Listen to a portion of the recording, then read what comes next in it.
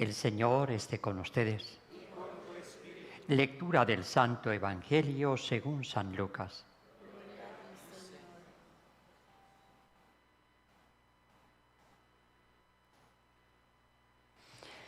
En aquel tiempo Jesús pasaba por ciudades y aldeas enseñando y se encaminaba hacia Jerusalén. Uno le preguntó: Señor, ¿son pocos los que se salvan? Él les dijo: esforzaos en entrar por la puerta estrecha, pues os digo que muchos intentarán entrar y no podrán. Cuando el amo de la casa se levante y cierre la puerta, os quedaréis fuera y llamaréis a la puerta diciendo: Señor, ábrenos. Pero él os dirá: no sé quiénes sois. Entonces comenzaréis a decir: hemos comido y bebido contigo y tú has enseñado en nuestras plazas. Pero él os dirá: no sé de dónde sois.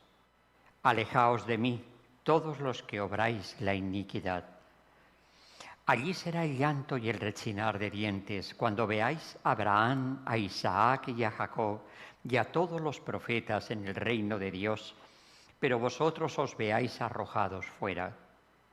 Y vendrán de oriente y occidente, del norte y del sur, y se sentarán a la mesa en el reino de Dios.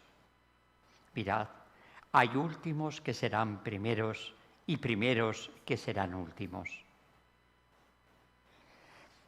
Palabra del Señor. Gloria a ti, Señor. Per evangelica dicta leantor nostra directa.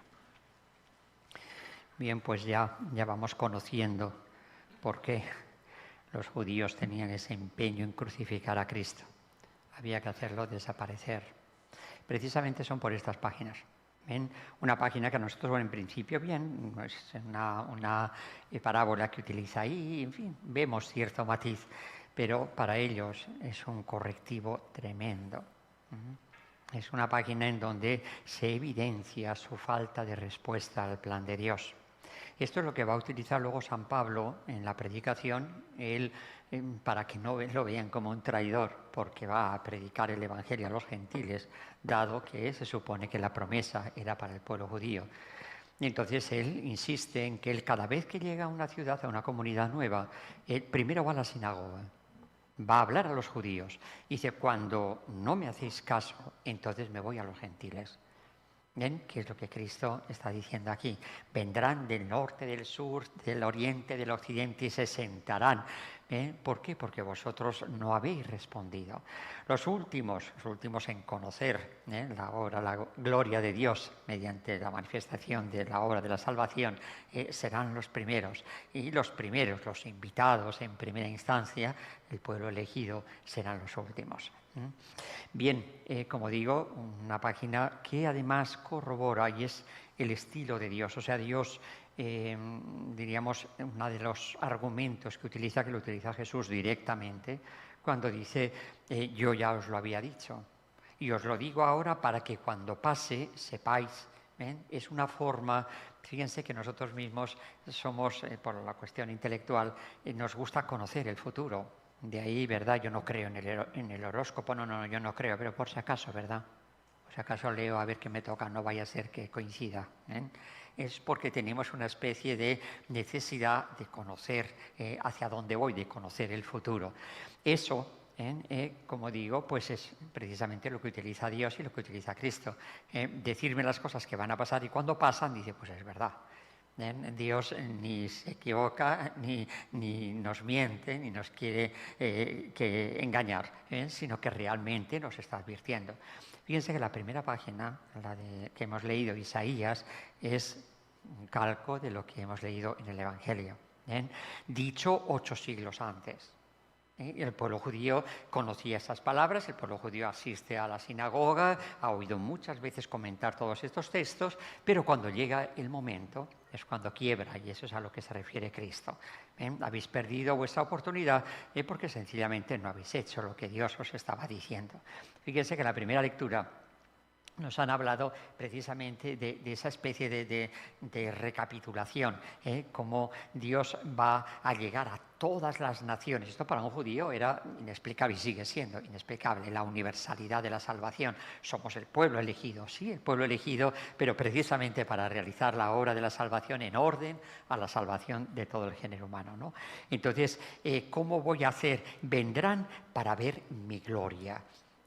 La gloria, Cristo es la gloria del Padre. La gloria del Padre se manifiesta precisamente maravillosamente en la obra de la salvación, la obra del perdón, donde realmente manifiesta el amor que tiene el hombre, ¿no? Les daré una señal, de entre ellos enviaré supervivientes a las naciones. Fíjense, Cristo cuando le pedían un milagro, decía... no se os va a dar más milagros porque estaban continuamente, y venga, Cristo hacía los milagros, si no creéis en mis palabras, creéis en mis obras, y sin embargo siempre solicitando nuevos milagros, ¿no?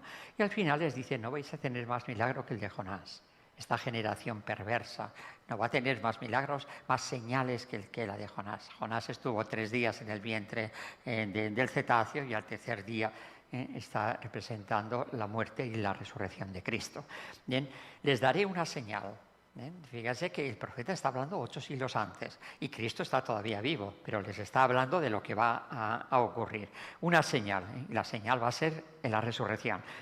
Y enviaré supervivientes a las naciones. Id por el mundo entero.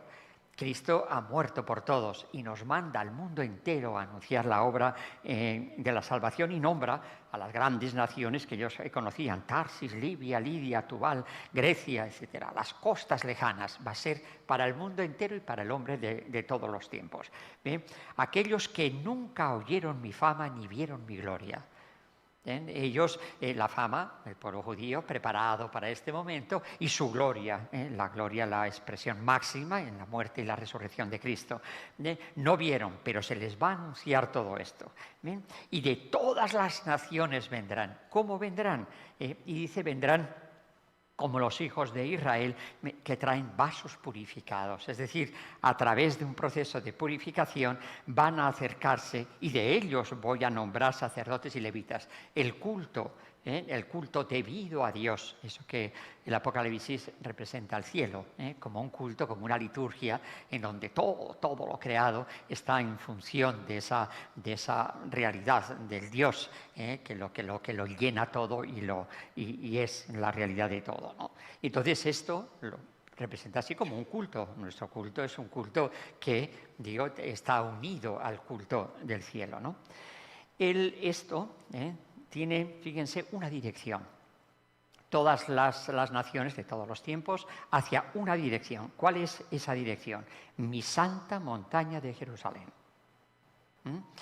¿Cómo ha comenzado San Lucas este momento de la vida de Cristo? En aquel tiempo Jesús pasaba por ciudades y aldeas enseñando y se encaminaba hacia Jerusalén. En San Lucas, hablar de Jerusalén es hablar de la cruz. Pero no en el sentido, diríamos, negativo, de que es donde Cristo va a ser crucificado, sino en el positivo. Es donde se va a realizar la purificación de todos los pecados y el don del Espíritu Santo, la exaltación del hombre hasta su condición de hijo de Dios. Por eso pone siempre a Jesús andando hacia Jerusalén.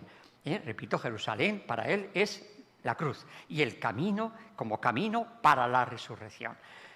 Pasamos ahora otra vez a Isaías y resulta que Isaías está hablando cómo todos van a quedar invitados, todas las naciones, para que a través del camino de la cruz vayan al triunfo de la resurrección. Esta va a ser la proclamación y esta va a ser la misión que nos va a tocar. ¿Ven? Y entonces por eso, fíjense, Jesús iba explicando esta realidad del camino y de la cruz como una realidad educacional. Es una corrección, un rectificar el camino tal y como hemos quedado por el pecado original. Por el pecado original y por la muerte de Cristo se nos perdona el pecado, pero las consecuencias del pecado no. Por lo tanto, el desorden que tenemos de las concupiscencias, ¿por qué viendo el bien que quiero hacer hago el mal que no quiero? Eso está en todos. ¿Ven? Y esto no lo puedo olvidar. El mundo de hoy lo quiere olvidar, lo quiere obviar. Por eso ya me están diciendo, no, mira, la educación ahora, inteligencia artificial. Inteligencia artificial no sabe lo que es el pecado original. ¿Bien? Entonces, al obviar esa condición, que es la que cambia y transforma todo, ¿bien? Nunca me va a poder dar la solución. ¿Bien? Fíjense, Jesús predica ese camino por el cual Dios invita, porque somos seres libres, invita para que el hombre, después de ser recuperado, de ser perdonado, que todavía no lo ha sido en el tiempo, pero el plan que presenta Cristo en el Evangelio es un hombre ya al que se le ha aplicado los méritos de la pasión, muerte y resurrección. Por eso es por lo que me habla de una vida distinta, una vida que sin mí nada podéis, que yo no la puedo vivir sin Cristo.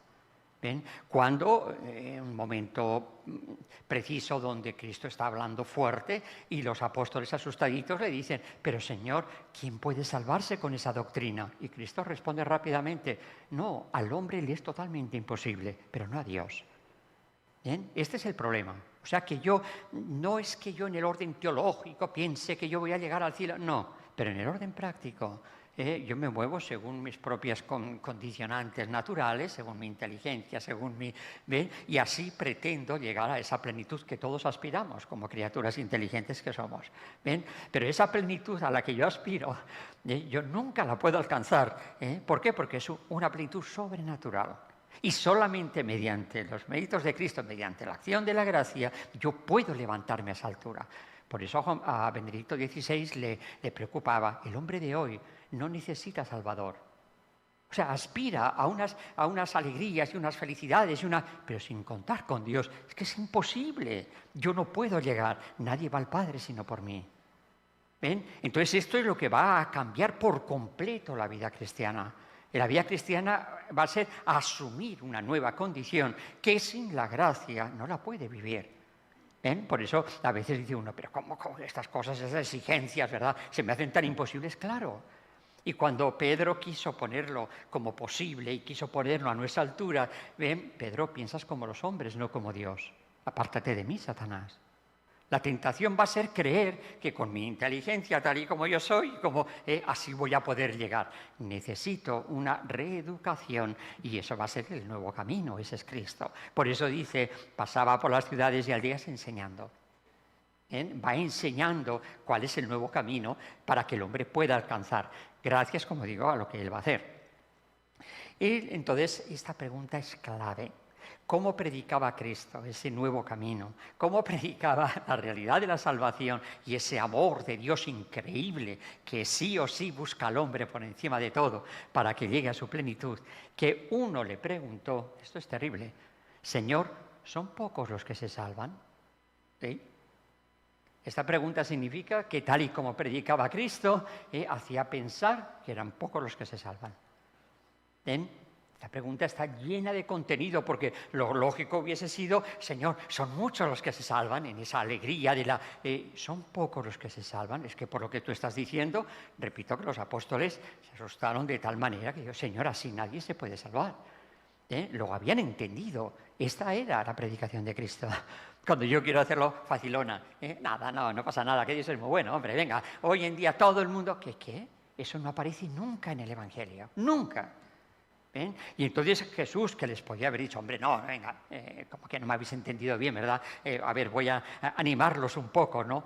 ¿Cómo le contesta? Esforzaos en entrar por la puerta estrecha. Corrobora esa sensación que todos tenían de que la cosa es difícil, ¿ven? Corrobora y dice, puerta estrecha. La puerta va a ser el mismo. Y él va a decir en otro contexto, yo soy la puerta, cuando hable de las ovejas, etcétera, ¿no? Esforzaos, aquí está la clave. Hay que esforzarse. En la vida espiritual hay que esforzarse. Por eso la crisis que hoy estamos viviendo. Tengan en cuenta que el ser inteligente busca facilitar las cosas. ¿Se acuerdan antiguamente? Pues para hacerme la comida, unas habichuelitas con arroz como toda la vida, pues eso es repetitivo. Pues era pasarse el día entero en la cocina. Había que poner aquello a remojar desde el día anterior, había que, imagínense que era el fuego bajo el agua que había que acarrear, todo el día para prepararme. Hoy cojo la latita, cojo el microondas y en 2 minutos lo tengo hecho. Eso es parte de lo que es el ser inteligente. Y entonces para eso es para lo que Dios nos ha dado inteligencia. Pero ¿qué ocurre? Que esto me puede llevar a buscar la otra parte, la contraparte, que es la comodidad. Y entonces no me muevo esforzándome. Y el cristianismo exige esfuerzo. El reino de los cielos sufre violencia. De los que se hacen violencia, de esos es el reino de los cielos. Y nosotros queremos de una manera fácil. Oye, si yo voy a misa, sí, ¿y qué? ¿Y qué? ¿Tu proceso de cristificación, con eso ya es suficiente? Y tú te vas dando cuenta, según van pasando los años, que cada vez te vas pareciendo más a Cristo, que cada vez vas asumiendo mejor ese camino. Como dice San Pablo, ya tengo los mismos sentimientos de Cristo. Así, no me digas. ¿Ven? ¿Qué ha pasado? Que no lo he entendido. O sea, yo he sido inserto en Cristo por el bautismo. Y una vez que estoy en Él, ahora se da esa transformación. Tenéis que nacer de nuevo del agua y del Espíritu. Y comienza ese proceso mediante la vida sacramental. Soñar ese proceso sin vida sacramental, vamos, es de necios. No caer en la cuenta algo tan evidente. Por eso, esforzaos, os va a costar. Es que yo soy así. Pues muy bien. Una vez que has descubierto que tú eres así y eso no coincide con el planteamiento de Cristo, amaos como yo os he amado, ya puedes ir preparándote y puedes ir cambiando. Con la gracia de Dios hay que esforzarse y hay que luchar. Hay que quitar defectos y hay que poner virtudes. Y repito, sin su ayuda no lo vamos a conseguir, pero vamos a contar con su ayuda. Ahí es donde está el proceso de cristificación. Esforzaos en entrar por la puerta estrecha. Pues os digo que muchos intentarán, muchos, los que son muchos, las mayorías en el Evangelio no cuelan. No es que todo el mundo dice, pues lo siento mucho. Eso no cuela en el Evangelio. Y van a ser los pocos, como me dice ahora y como me lo va a decir cuando utilice la imagen de la senda estrecha, el camino estrecho. Ancho es el camino que lleva a la perdición. ¿Cuántos van por ella? Estrecha la senda que conduce al cielo. ¡Qué pocos dan con ella! La misma imagen con otro concepto. ¿Ven?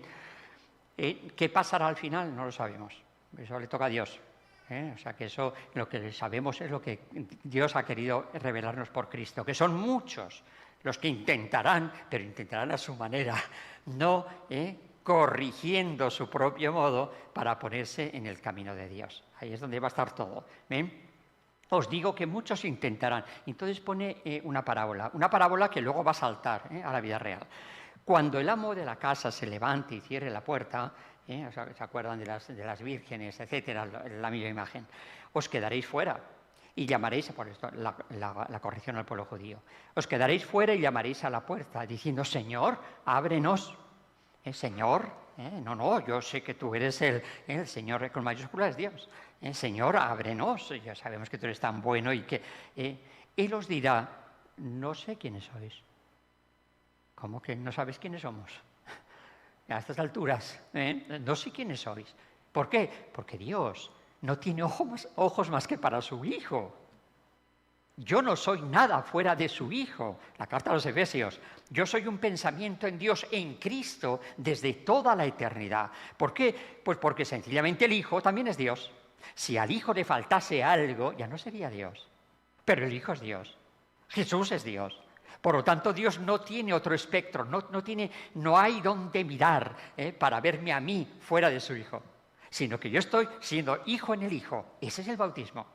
Por eso dice, mira, y dice, yo no os conozco, yo no veo a mi Hijo en vosotros, luego no tenéis entrada aquí.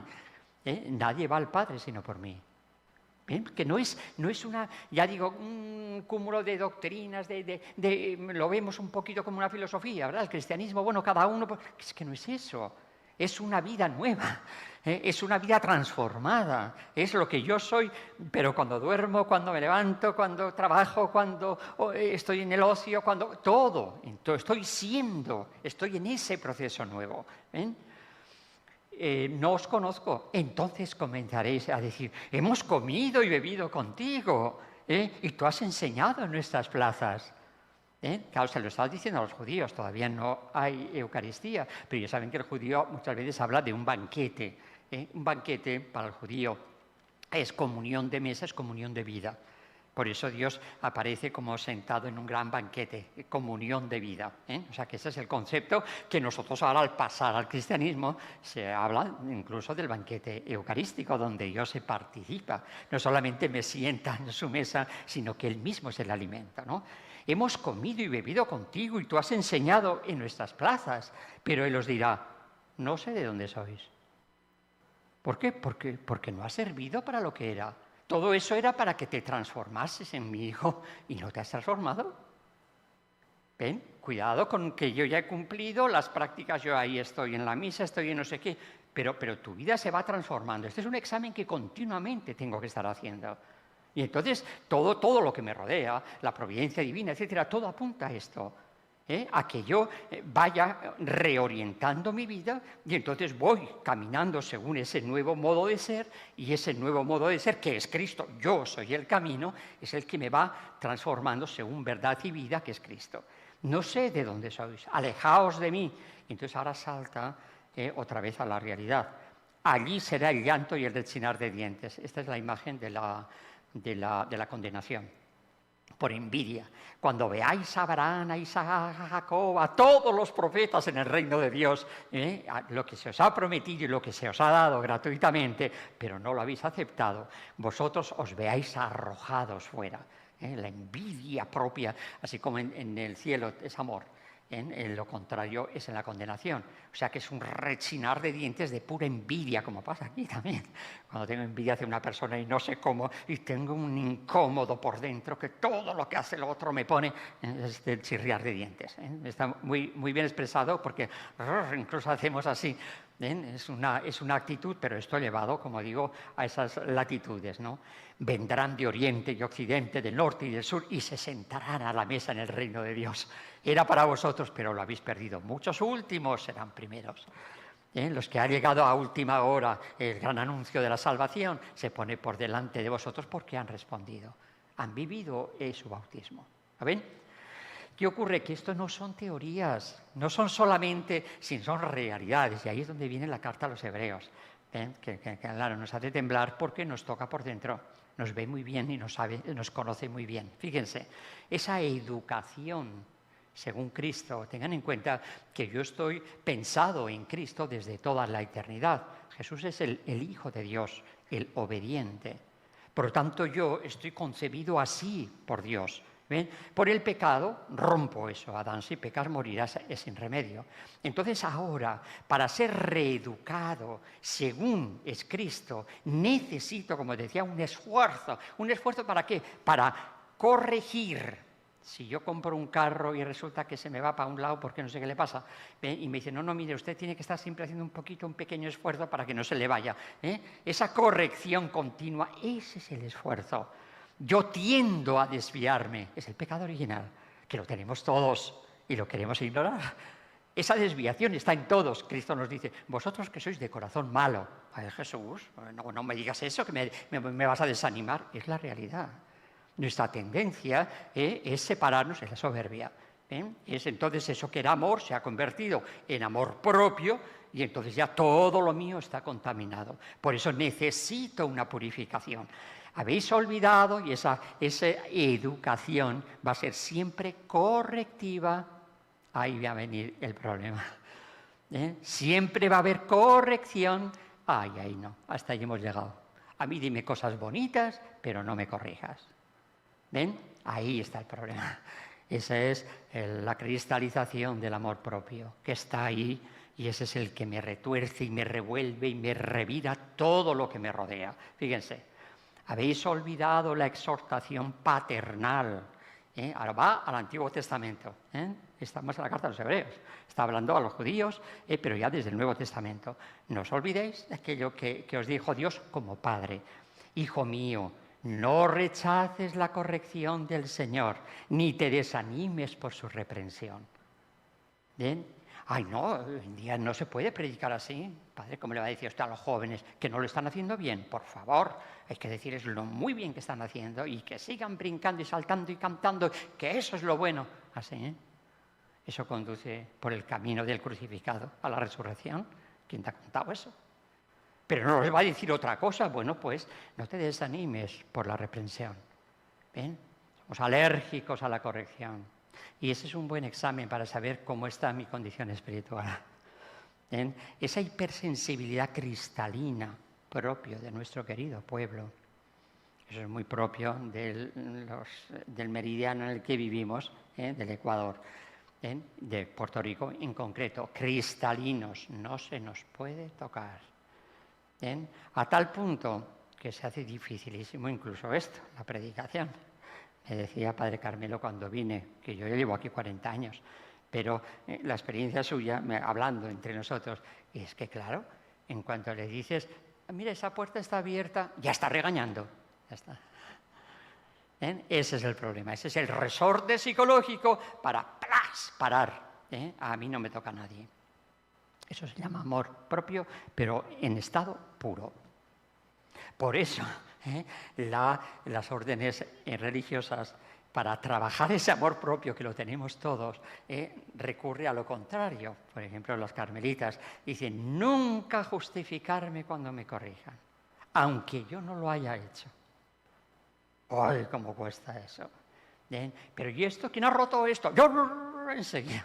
Tenemos un resorte y ese resorte, repito, cuanto más activo está, más amor propio hay. Por eso indica, no hace falta que me lo diga nadie, uno mismo dice, espérate, ¿ven? Aquí a mí no hay quien me toque. ¿Qué ocurre? Repito, estamos en un proceso educacional que tiene que ser correctivo por el pecado original. ¿Ven? ¿Qué ocurre? Si yo me cierro a la corrección, cuando un niñito se cierra a la corrección, es que yo ya como yo soy yo, estoy cerrado, yo me sectarizo, yo me separo de los demás y yo ya soy una secta. Una secta es nada añadir y nada quitar. Eso es una secta, que puede ser en el buen sentido, o en el mal sentido, porque siempre tenemos que estar creciendo. Entonces, una vez que yo a todo lo que se me dice digo, no, sí, aquí mi palabra es la que se impone, en ese momento he cerrado ya el proceso de crecimiento, de educación. Ya nunca voy a aceptar ninguna corrección. Por eso el fracaso que estamos viendo. Los niñitos ya desde pequeñitos a merendar, no me gusta, me voy yo, cojo lo que yo quiero. Ay, este niño que no sé qué, y yo le consiento. ¿Qué ocurre? Que ese niño va desarrollando un hábito donde aquí no hay más afirmación o negación que la mía, como si ya fuese un ente consumado, pobrecito. Si todavía eres un enanito y te quedarás enanito toda la vida. Ese es el problema de la desobediencia. Cuando no nos dejamos educar, hemos cerrado las puertas. Este fue el problema, y esto le dice Jesús a los judíos, cuando dice, pero ¿por qué no me creéis? Mis palabras, totalmente de acuerdo con lo que conocéis. Mis obras, milagros, si no creéis en mis palabras, creed en mis obras. Y no creían, no aceptaban. Y Jesús se lo aclara y les pasa por la carita. ¿Sabéis por qué no me aceptáis? Porque yo vengo a hablaros de parte de Dios. Y como Dios no está en vuestro corazón, vosotros buscáis vuestra propia gloria, no la gloria de Dios. Por eso no vais a aceptar nada que cambie vuestro proyecto. Somos así. Y entonces ese problema que todos tenemos tiene que estar, por eso Cristo es la única virtud que nos dice sobre él, ¿cuál es? Sed mansos y humildes de corazón como yo lo soy. La única forma. Corrige al necio y te echarás un enemigo encima. Corrige al humilde y te lo agradecerá. El humilde siempre va a ver como un crecimiento. Así es verdad, mira, yo no lo había visto. El soberbio. Oye, mira, por este pasillo no por ese. Ya estamos. ¿Por qué? Porque están tocando mi yo. Eso me están diciendo un necio. Soy un necio, fíjate tú. A ver si yo no voy a saber que es mejor venir por ahí que por ahí. Ya está. Así somos. Y eso hace la convivencia insoportable. Por eso hay que tener cuidado, porque eso va a afectar a todo. Nuestra convivencia humana y mucho más nuestro proyecto divino. Yo no voy a aceptar, y ahí está la frustración de muchos padres, pues yo no sé si yo les he llevado la catequesis, si han estado ahí, si tal, y mira, se confirman y desaparecen, claro. Porque no han crecido, ya están cerraditos. Ya es un yo que ya no acepta nada que poner y nada que quitar, ya lo que yo veo y lo que yo digo, ya las fastidiado. Eso es imposible, por eso Cristo me dice, convertíos. Es decir, me está corrigiendo, me está diciendo, estate abierto al cambio, porque viene el cambio, os voy a dar un motor nuevo y va a ser el motor que tiene Dios, os va a llevar a amar como ama Dios, No. Tiene que ser lo que yo digo.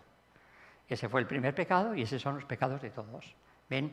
Ese es el gran problema.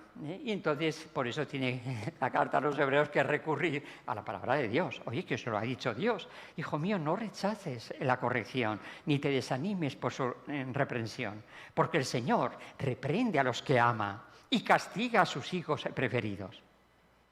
¿Ven? La imagen de la poda, de la vid, para que deis mucho fruto. Y entonces interviene Dios. Soportáis la prueba para vuestra corrección. Si yo estoy en prueba del tipo que sea y eso no me corrige según la manera de ser de Dios, no ha servido de nada. Por eso hay tanta gente en prueba que se hunde.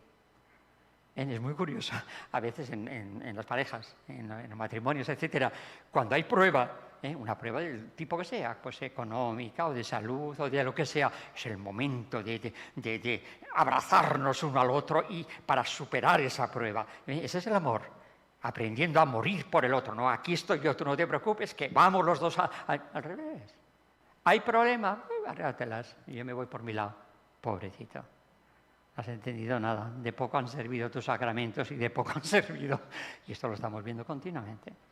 ¿Ven? Ante la prueba, en vez de corregirme, que se corrija el otro.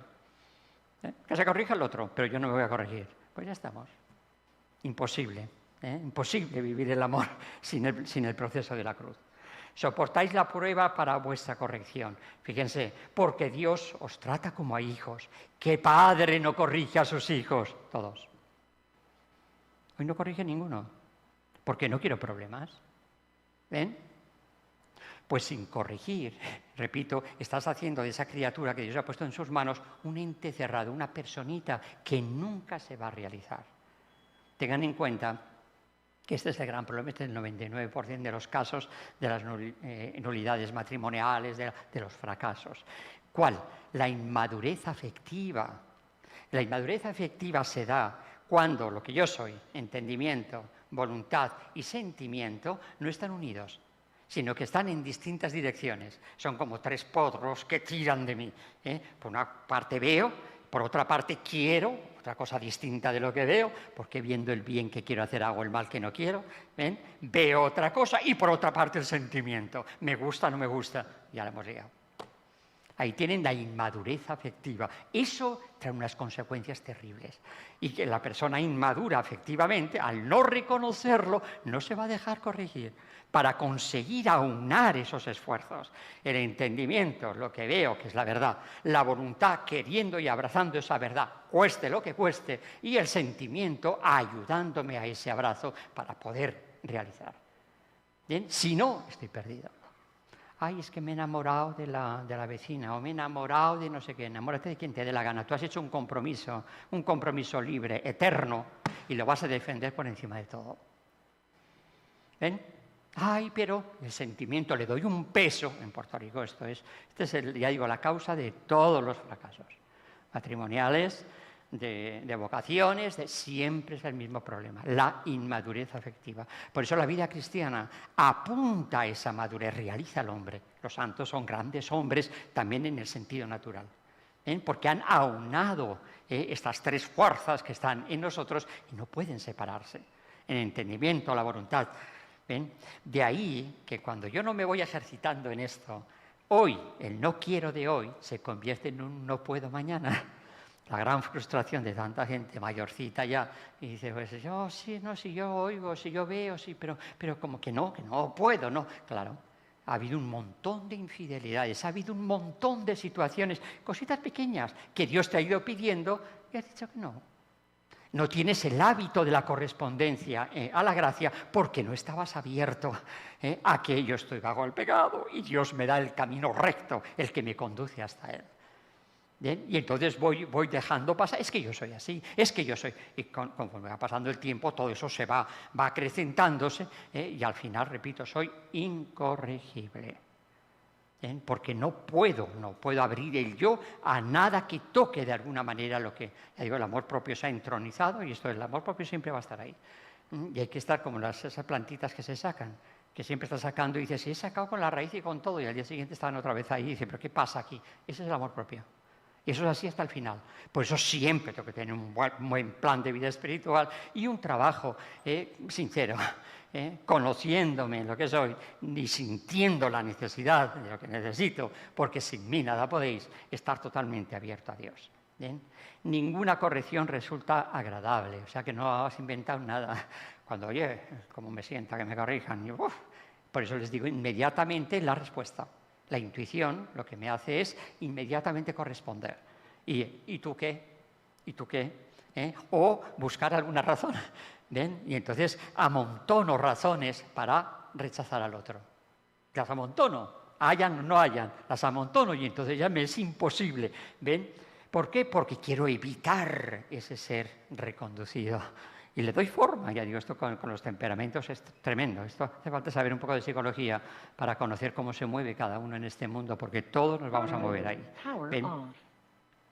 En el momento siempre resulta desagradable, pero luego produce fruto apacible de justicia a los ejercitados en ella. Y entonces ya viene el plan de Dios. Es que entonces que me derroto, digo, esto no tiene remedio. No, no.